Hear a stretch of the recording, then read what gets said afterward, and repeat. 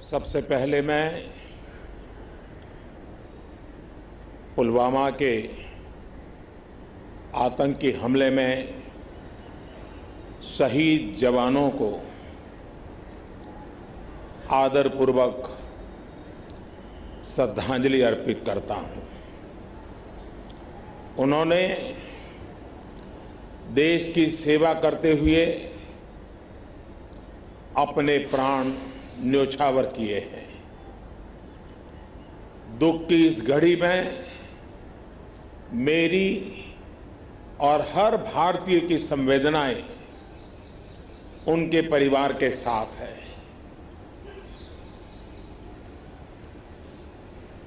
इस हमले की वजह से देश में जितना आक्रोश है, लोगों का खून खौल रहा है, ये मैं भली भांति समझ पा रहा हूं। इस समय जो देश की अपेक्षाएं हैं, कुछ कर गुजरने की भावनाएं हैं, वो भी स्वाभाविक है। हमारे सुरक्षा बलों को पूर्ण स्वतंत्रता दे दी गई है।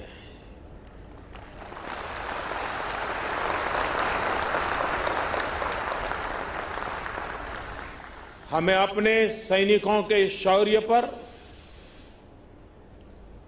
उनकी बहादुरी पर पूरा भरोसा है। मुझे पूरा भरोसा है कि देशभक्ति के रंग में रंगे लोग सही जानकारियां भी हमारी एजेंसियों तक पहुंचाएंगे, ताकि आतंक को कुचलने में हमारी लड़ाई और तेज हो सके। मैं आतंकी संगठनों को और उनके सरपरस्तों को कहना चाहता हूं कि वे बहुत बड़ी गलती कर चुके हैं। बहुत बड़ी कीमत उनको चुकानी पड़ेगी।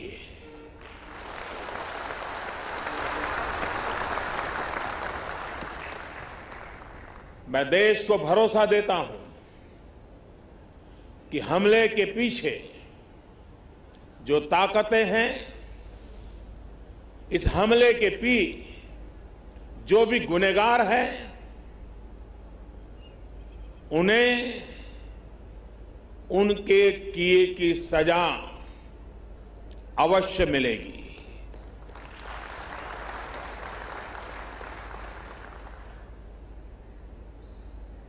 जो हमारी आलोचना कर रहे हैं, उनकी भावनाओं का भी मैं आदर करता हूं। उनकी भावनाओं को मैं भी समझ पाता हूं और आलोचना करने का उनका पूरा अधिकार भी है। लेकिन मेरा सभी साथियों से अनुरोध है कि ये वक्त बहुत ही संवेदनशील और भावुक पल है। पक्ष में या विपक्ष में, हम सब राजनीतिक छींटाकशी से दूर रहें। इस हमले का देश एकजुट होकर के मुकाबला कर रहा है। देश एक साथ है, देश का एक ही स्वर है और यही विश्व में सुनाई देना चाहिए, क्योंकि लड़ाई हम जीतने के लिए लड़ रहे हैं।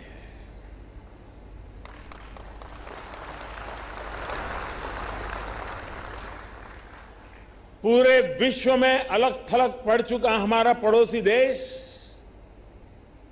अगर ये समझता है कि जिस तरह के कृत्य वो कर रहा है, जिस तरह की साजिश रच रहा है, उससे भारत में अस्थिरता पैदा करने में सफल हो जाएगा तो वो ख्वाब हमेशा हमेशा के लिए छोड़ दे।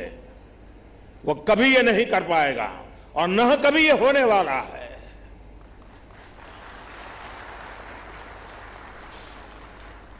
इस समय बड़ी आर्थिक बहाली के दौर से गुजर रहे हमारे पड़ोसी देश को यह भी लगता है वो ऐसी तबाही मचाकर भारत को बदहाल कर सकता है, उसके ये मंसूबे भी कभी पूरे होने वाले नहीं है।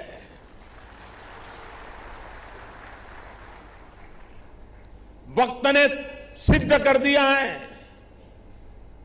कि जिस रास्ते पर वो चले हैं वो तबाही देखते चले हैं और हमने जो रास्ता अख्तियार किया है वो तरक्की करता चला जा रहा है। 130 करोड़ हिंदुस्तानी ऐसी हर साजिश, ऐसे हर हमले का मुंह तोड़ जवाब देगा।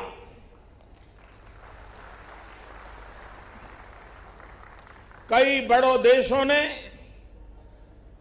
बहुत ही सख्त शब्दों में इस आतंकी हमले की निंदा की है और भारत के साथ खड़े होने की, भारत को समर्थन की भावना जताई है।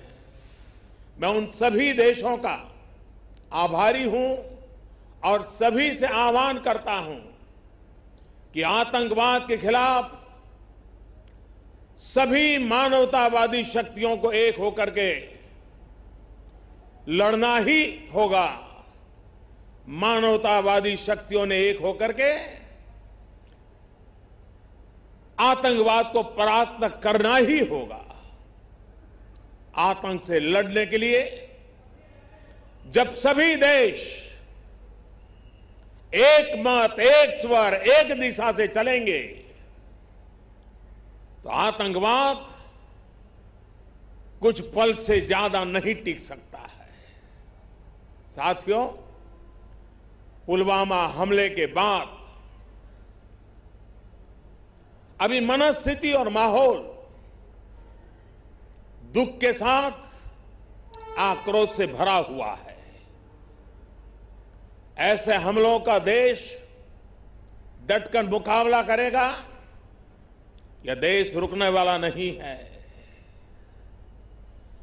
हमारे वीर शहीदों ने अपने प्राण की आहुति दी है और देश के लिए मर मिटने वाला हर शहीद दो सपनों के लिए जिंदगी लगाता है। पहला, देश की सुरक्षा, दूसरा, देश की समृद्धि। मैं सभी वीर शहीदों को उनकी आत्मा को नमन करते हुए, उनके आशीर्वाद लेते हुए मैं फिर एक बार विश्वास जताता हूं कि जिन दो सपनों को लेकर के उन्होंने जीवन को आहूत किया है, उन सपनों को पूरा करने के लिए हम जीवन का पल पल खपा देंगे। समृद्धि के रास्ते को भी हम और अधिक गति दे करके, विकास के रास्ते को और अधिक ताकत दे करके हमारे इन वीर शहीदों की आत्मा को नमन करते हुए आगे बढ़ेंगे।